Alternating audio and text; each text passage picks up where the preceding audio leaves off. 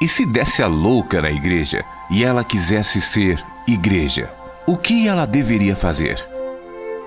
1. Crer que o Evangelho não está em disputa com as religiões do mundo, nem tampouco pretende ser uma delas. 2. Crer que a obra de evangelização nada é além do viver em fé, a revelação do amor e da graça de Deus em Cristo Jesus, sem nenhuma questão. 3. Crer que toda missão, com o tempo, estraga a missão original, pois essa só permanece pura enquanto é fruto do amor que faz sem perceber e sem contar. 4. Crer que ela, a igreja, não é a juíza dos homens, nem a mantenedora dos bons costumes, mas a propagadora da palavra que a atingiu como boa nova, a saber, que Deus estava em Cristo reconciliando consigo mesmo o mundo e não imputando aos homens as suas transgressões. 5. Crer que o Espírito Santo é vivo, livre e soberano, e que a palavra é viva e eficaz, sendo o trabalho do Espírito e da palavra convencer os homens do pecado, da justiça e do juízo, não sendo esta, portanto, a tarefa da igreja. 6. Crer que ela é a comunidade dos que foram chamados nos becos, vielas e antros da terra, conforme a parábola de Jesus. Isso porque os filhos de Abraão, segundo a carne, não se acharam dignificados pelo convite, e portanto dela se espera que aceite o convite, que se vista com as vestes da justiça da fé, e que não questione a presença de ninguém nas bodas do Cordeiro. 7. Crer que por uma questão de ordem histórica e funcional a igreja se mostra como igreja, e que é parte do movimento de cura desta buscar ser sempre aquela. 8.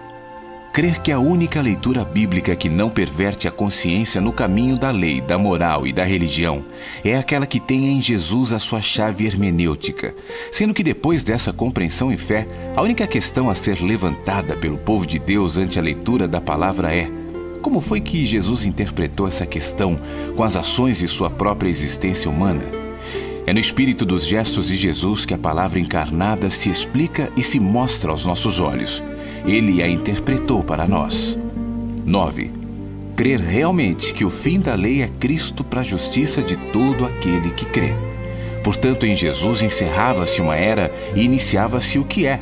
Tudo que veio antes era sombra. Nele, em Cristo, estão todos os tesouros da sabedoria e do conhecimento. Nele está todo o saber para a vida. 10. Crer que é impossível renovar para arrependimento quem um dia disse que em Jesus toda a lei se cumprira, que toda a justiça se fizera em favor dos homens, que tudo que houve antes tivera em Cristo seu cumprimento e totalização, mas mesmo tendo dito isto, insiste em pregar ao povo um caminho quase de Cristo. Sim, a esses que já foram iluminados pela consciência da graça de Deus em Cristo e dela caíram, rendendo-se aos legalismos e às doutrinas de homens, a esses é impossível renovar para arrependimento, visto que depois de terem crido em Jesus tudo está consumado, voltaram atrás e puseram pesados e falsos julgos de opressão sobre os filhos dos homens.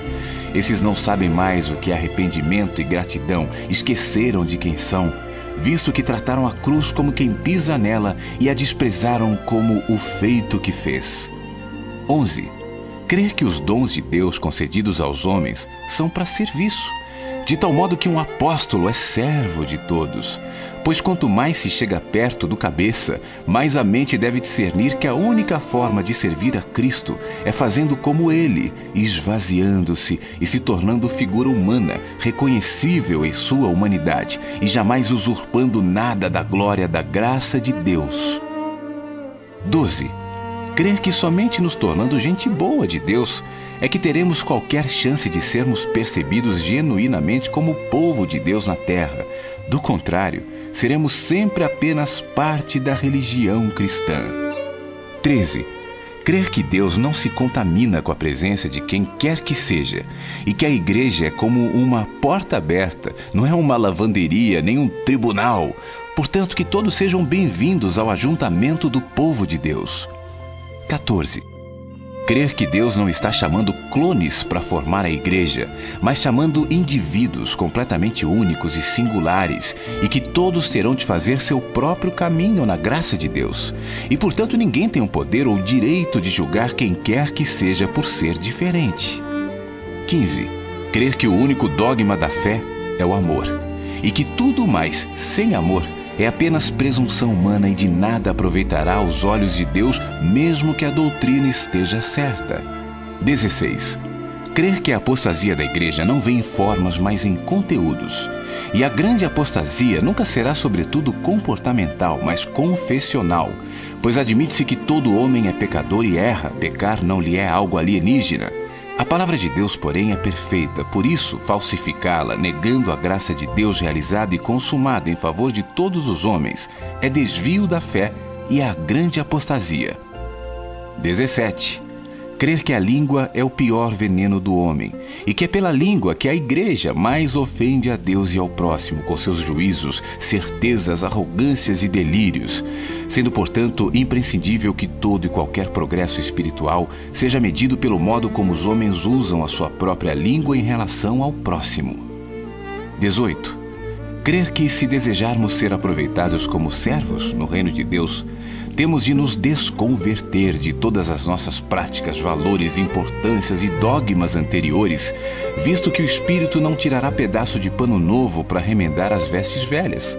Cada geração tem que ouvir a palavra com os ouvidos do dia chamado hoje, que é dia de salvação.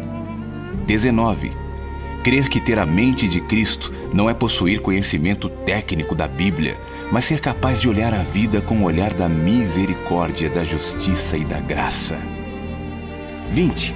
Crer que Deus deseja prosperar o seu povo no corpo, na mente e no espírito, e que o sinal de tal prosperidade é a gratidão, o trabalho honesto e a devoção integrada à totalidade da vida.